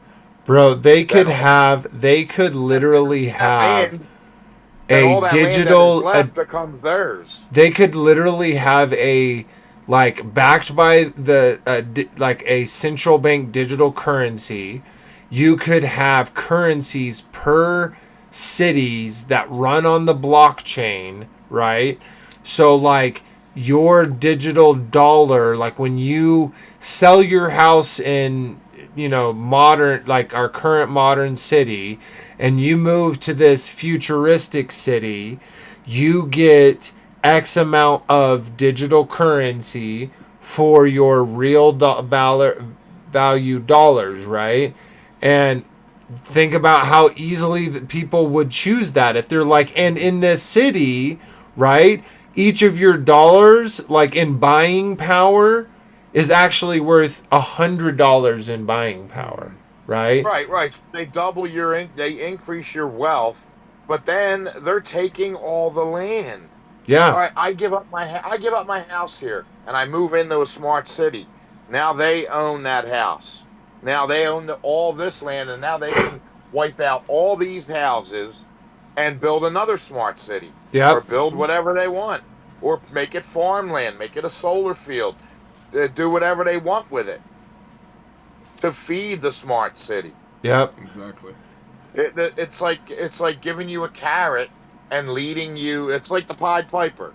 They're playing a song and they're leading you into these cities, and they're promising you wealth and opportunities, and they're giving you triple the value of your house so that you would have money to live in the smart city. They're providing you with jobs, opportunities to work in the smart city, but it's all a lie because you're now in a controlled. Now you have no freedom of speech. Now you literally have no freedom of speech. Yeah, because you're now on private property. That smart city is a private property. Yeah, well, they can take credits away from you. You won't have private property. You'll be renting off of them. That's what I'm saying. I'm saying the smart cities will be privately owned, right? So that huge, how many ever big that is, like the line, right? That is a private property. You can't not be the line and just go in there, right? Like you have to have got approval to go inside of that place. Exactly, with a modern city, right? I don't have to like go sign in somewhere in Chicago to let them know, hey, Chicago, I'm here, right? I don't need access. That real ID is trackable. Now they know that you're in Chicago. No, yeah, and they definitely right now are doing it in the shadows. 100%. They are grabbing this information from our data, from our cell phones, from wherever they can, right? But none of it is an integrated system yet. Yep. It's all kind of piecemeal, all separated. With a smart city and building it from the ground up, all of the components had a forethought behind them on why they're using those devices created by that manufacturer, that etc. With the component, all of that information is thought out. You're not going to go to Best Buy and buy a Sony TV or a whatever. It's going to be like, this is the TVs that are in this place, right? Like it. I'm just telling you, it's gonna be corporatized. It's gonna be very. You're gonna own nothing, and you're gonna be happy. Yeah. You don't own that building. You own the community, and you make the community better by being a productive member of society and doing the task that was assigned to you because they did a computer test that said you were the best at this and this is what you should do. Like they're gonna try any and all means to seductively get people to move to these places. They're gonna offer money. They're gonna offer jobs and opportunity. They're gonna offer all of these things, and it's gonna be a bait and switch. There'll be no ownership. You won't need a car because you live in the smart city. You can walk to wherever, or jump on a tram car, or some type of travel that they'll have in the smart city, like busing, or not even busing, but probably tram cars. Dude, they could bust out technology that they've been hiding from us. You know what I mean? Like, you'll own nothing, and you'll be happy. And you miss your apartment will have everything it needs in it. It'll have TVs. If you need a replacement TV, you'll be able to get a replacement TV. You'll have everything you need in it. You'll have food will probably be delivered to you in this smart city. Dude, they'll know that the TV is broken before you do. They will schedule someone to come out because they knew you just woke up 10 minutes and you got out of the shower, and per their calculations you're already dressed. So that they're gonna like that. Their goal is to literally be able to schedule as much as possible so that they can find where people aren't on the schedule, right? Like where those, you know, the greasy, or the squeaky wheel gets the grease, right? Like the tallest nail gets the hammer, right? So it's like they're gonna start using that data to do that, and smart cities is 100% a way that they're gonna do that. They're moving towards that. What way and shape and form that actually is brought forth, you know, we have no idea. But Frankie, you didn't see it, but I showed the Trump. He's saying he's gonna pay for 10 companies to get their projects funded.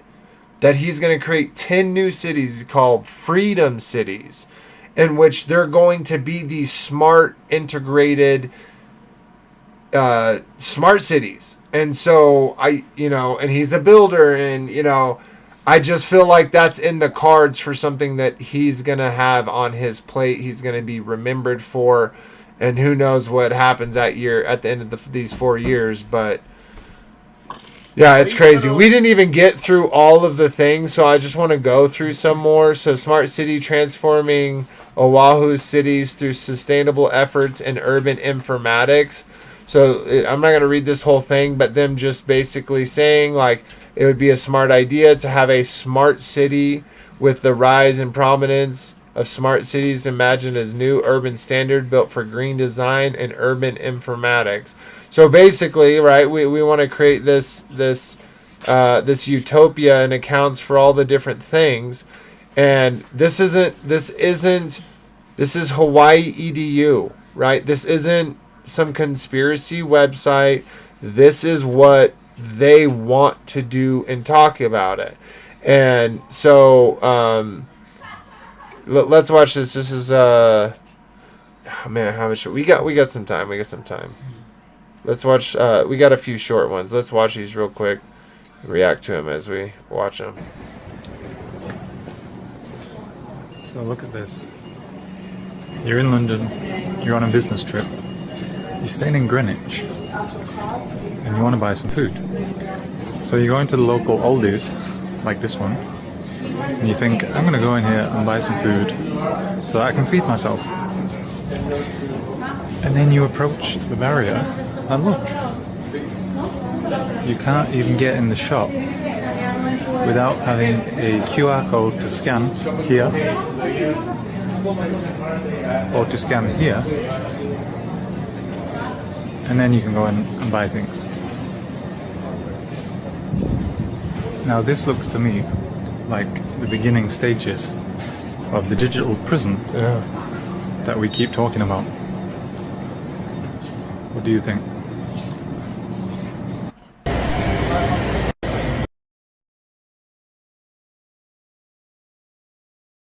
it's literally mind-boggling, the technology that when they get right, like, you know, I do some of the stuff I do for my work is cameras, and I'm not gonna bring the corporation their names, but like I can literally create rules to count people that cross an imaginary line, and I can say, oh, there are 10 people that went in that room.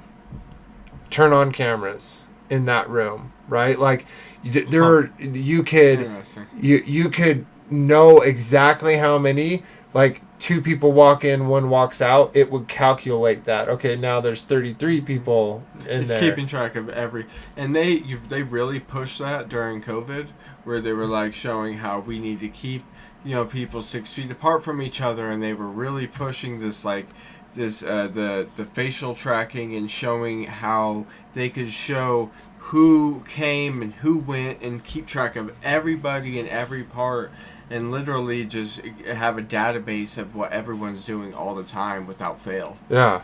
Yeah, and they did that, you know, like through digital, like kind of footprints, right? Where if you and another person were in a same area grabbing the same Wi-Fi, and y'all typically don't, they typically have different main Wi-Fi connections.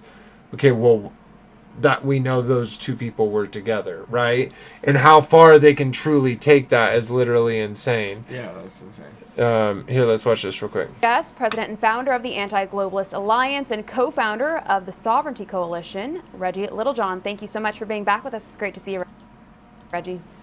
Thank you for having me back, Allison. Absolutely. Well, I was scouring the internet looking for more updates on the development of these 15-minute cities, and there's just such an overwhelming amount of information out there on the internet.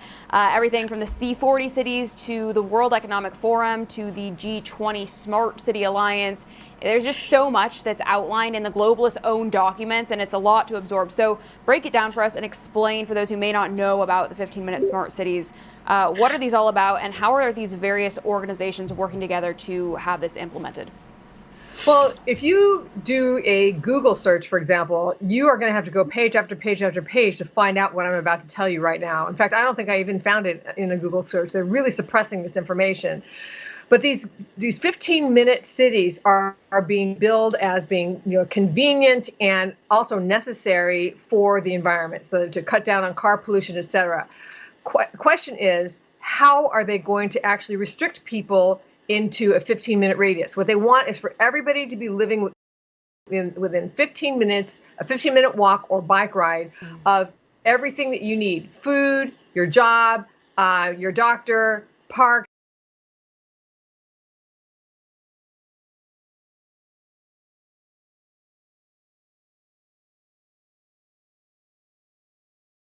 everything. And so, and they're also trying to build this as, oh, this is a great way to build community, get to know your neighbors, et cetera. Well, how are they going to enforce it? Yeah. They're going to enforce it through surveillance. And the only way they're going to be able to surveil us is if we have digital IDs. And ultimately, Allison, what this is it's the infrastructure that is needed to shut us down if they want to make it so that we cannot leave. Yeah, that's exactly where it's headed. I'm curious, is this still on track to be ushered in by 2030? Because we're all about Agenda 2030. I believe this is part of it. But, you know, we've also heard chatter from Biden and Newsom and various others about wanting to outlaw gas-powered vehicles around that same time frame. But I'm not really sure we have the infrastructure to accommodate such absurd propositions. Isn't this sort of the same situation here with these smart cities? I mean, is this even really, truly achievable by 2030?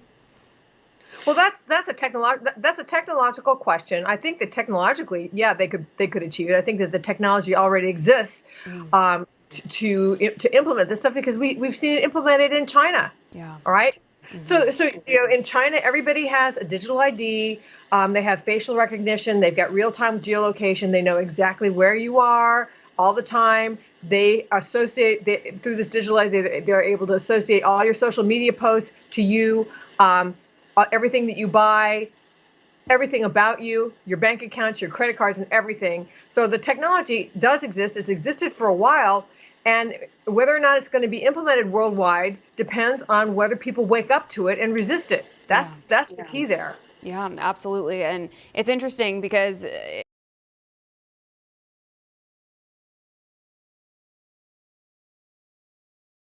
I feel like that's kind of important to what we're talking about, right? Is like people do need to wake up and know this is happening.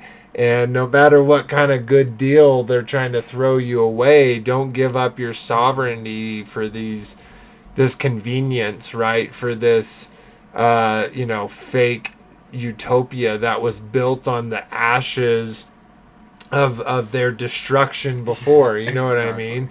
Yeah. It's like most of these cities are going to start from a evil position. And so what do you expect? Like if you're sowing an evil seed into the desert, what are you going to be reaping? Right. You know what I mean? But how seductive. It's going to be so seductive what they're going to offer us. Oh, yeah. People will be envious of those who live in the cities.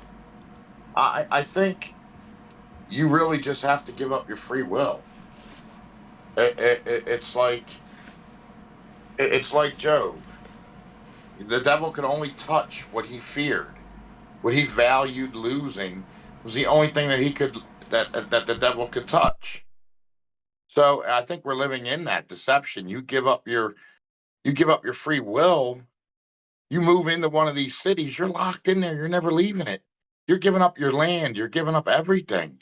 You're giving up your freedom and your rights to your children.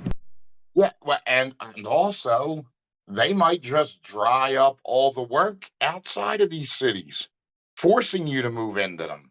Oh, dude, if I don't have to pay my bills, and all I have to do is like get enough food for my family during the day, I'm just saying, like, I feel like that's super accomplishable. Like, you just need seeds, right? And chickens.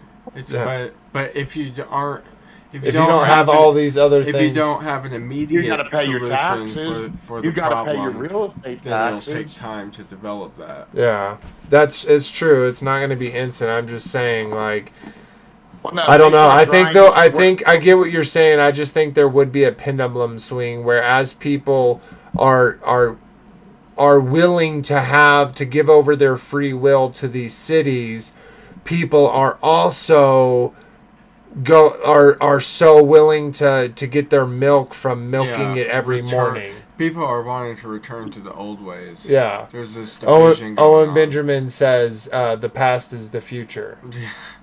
Which is really good rhetoric. Paradox, and it's absolutely true. Knuckleheads moving into these smart cities, and they start drying up the old cities, and there's no work in them. The old cities are anarchy. You're taxed so that you don't have any work. You have to pay your real estate taxes to own your land that you really don't own anyway. It's just a way of driving you into that smart city. Those that hold on. You know what I'm saying? Yeah, no, and that's what I'm saying. Like, it could go to that where it's like, okay, life is going to change drastically. You're either going to sign up for such a convenient, beautifully looking life, right? At least from the outside, or living a rough, like, barely getting by, without, not including the Lord's blessings that he would shine upon those people. But I'm saying, yeah, that's definitely not going to be an easy task or an easy challenge to be in front of one of us. So, sweet. All right, well, let's go ahead and say our goodbyes, our final thoughts, our goodbyes. I do want to make a quick announcement to the 12 people that are still here and those that watch after. We got 3 episodes coming up. The schedule will be out within the next day. Next, we're going to be talking about autonomous logistics, and we kind of talked about with the cities and maybe them using the current cities as like the bones of creating this like autonomous. Like, they would love to have as fully as autonomous as they can, where they can just let robots do it. Now, you're going to have people contribute into that process, right? And but you only need so many robot polishers, right? I agree. Yeah. So we're going to talk about that. And then we're going to follow that up. We're going to talk about about AI integration. So we already kind of talked about AI and what it is, and like it's kind of jokeable right now, but we definitely see it becoming a factor in the end times, right? Like they're gonna create an idol that can walk and talk that's made out of gold and silver, right? Like they're definitely trying to blaspheme God in that manner, create their own God per se. But I don't know. And just quick little gravy here is: did you hear that Mark Zuckerberg? He says he wants to move away from phones, and we kind of talked about this earlier, and go to glasses. And so how easy they could track so many people and so many habits and things that we normally wouldn't see or being paying attention to. But when you put it in a learning algorithm, they're starting to get information that you would, only like the best mentalists would be able to get. And I think most people's natural, logical thought would be to, of course, have some overlay over my face, and then eventually maybe just have it like implanted in me, or have contact lenses or something like that. But I mean, look at it today. People are like, we have video games we're playing on the screen, or we're holding the screen. We're moving the screen and we're holding the screen, and then all of a sudden it becomes, you have the screen over your face, and now, you don't need to have anything on your face. You just plug in this chip behind your head, and boom, it's right there for you. We already have that step before that, which is that we have the glasses, we have VR, we have AR, we have, Yeah, so no, and they're gonna go from, you have glasses, so it's looking at, but you can take the glasses off. Yeah, those glasses can break, right? Mm-hmm. But eventually they would be like, and kind of from the ground up, right?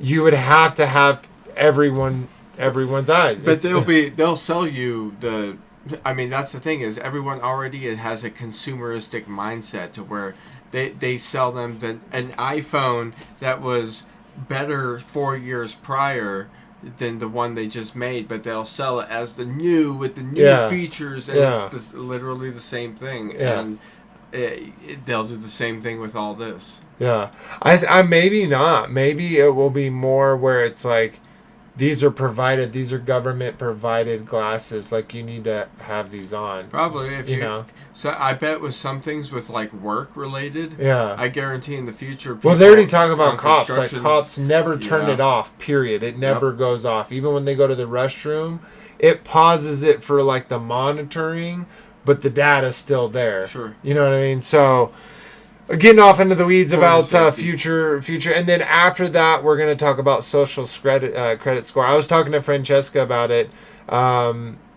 beforehand, and she was like, "That's the scariest part to me," And I'm like, "Well, they already kind of have it, right? It's not like we were talking about. It's kind of still in the shadows. They don't outrightly say we're doing this."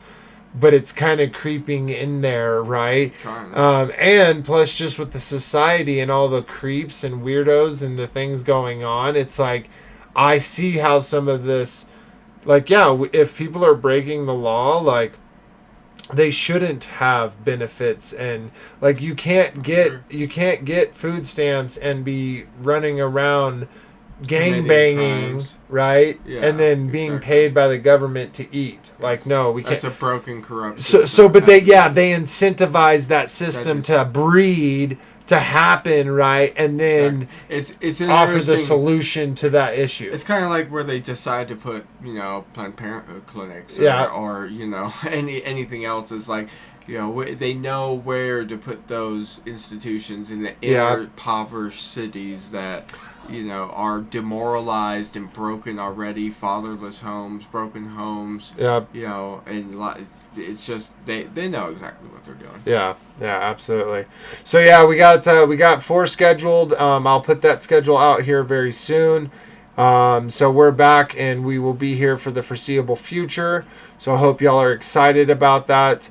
I'm going to throw it to you first, Robert. I'd love to hear your final thoughts and about our topic tonight, and your goodbyes.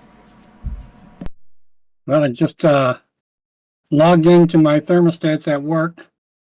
I can see they're unoccupied right now. No one's there.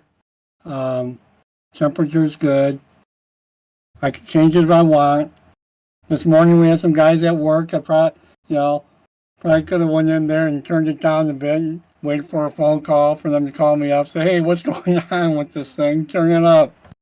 But yeah, my boss, he had an alert on his phone. The garage door had opened and closed. What's going on? He's got Amazon connected to his garage. I guess that way when he goes home, he can say, Alexa, open up the garage door, and he just drives into the garage. Well, Amazon also was able to deliver a package and open up his garage, drop off the package, close the garage. When you got these good things, that are conveniences and whatnot, but there's a price. There's a price for that. Those good things. Can you mute it? There's a Gaussian deal there, isn't there? It's like you're giving up a little bit of your freedom, right? A little bit of your privacy. But it's like, do you ever have that package stolen? Do you ever have, like, it get lost? Like, now, like, it's in the security of your, of your garage. It's not just on your porch. So it's like, it's always sold. Or anyone can open it. Yeah, it's just sold as such a, and I get it, right? We're a high trust society for most people, and so it's like we want to believe that people have the best intention and ideas, and for the most part, we're true, right? But it's just that small group of people that have so much power that they can influence in such a way that, that smart cities would definitely take advantage of, no doubt. Well, sweet, bro. I hope you're excited for being back, Robert. It's good to see you and hear your voice and your thoughts. So appreciate you being here, and I hope you have a good week coming up. Just throw it over to you, Frankie B. Love to hear your kind of final thoughts about smart cities and your goodbyes. Yeah, hopefully it doesn't ever happen. They have a lot of wild dreams that most of the time never come to fruition. Just seems like they have so much money they don't know what to do with it. And they just, come up with all these grand delusional ideas. And it's all piggybacked on the let's save humanity. Let's save us from the cows and from ourselves, and it's just ridiculous. So yeah, don't be fearful of it. Just have faith in God and just live your life and live in the fullness of the kingdom. And we have the source. We have God on our side. So He's not going to let us be tempted above what we're able to handle. So we just have to hold into the hope of the gospel, the truth. I definitely agree with that, brother. And yeah, like there's really nothing impossible, right? Through with God's help. So, who knows how smart cities will be implemented, how tyrannical or how loose and corrupt. There's a lot of things we definitely can predict. We can see they have a desire, a motivation to have these cities, just like they do AI, right, and a God. But that doesn't mean that they're going to get them in the timeline that they desire them. That doesn't mean that they're going to get them in the fullness that they desire them. So I totally agree. Like the trust in the Father that He, there's nowhere you can run to get away from smart cities. I'm not saying sign up and join one, right? I'm just saying, like, they're gonna probably affect our lives or our children's lives, right? Like, yeah, someone might work on them, that we know. Yeah. Chances are you probably won't know anyone who ever lives in one, because that's the point. You're gonna be like the lesser species. Yeah, yeah. And so whatever, right? Like if that's how if it pans out, you know, then glory to the Father. So yeah, I totally agree with that. There's nothing that we should fear, right? We're told 365 times, hey, do not fear. Yep. And so don't fear about this. The smart cities, yeah, they're coming. Yeah, they want control. Yeah, they want all of these nefarious things. But ultimately, right, all of this is dust to wind. Anyway, so sweet. I hope y'all guys enjoyed the coming back episode. I had lots of fun talking about it. So many things more to talk about it, and we're really going to get into kind of some of the niche parts of what will be required in a smart city in the upcoming episodes, and again how those sides of it could and will affect our lives depending on where they land. So again, hope y'all enjoyed. Great to see you. Shalom, everybody. And until next time, remember that Abba loved you first. Shalom, everybody. Shalom.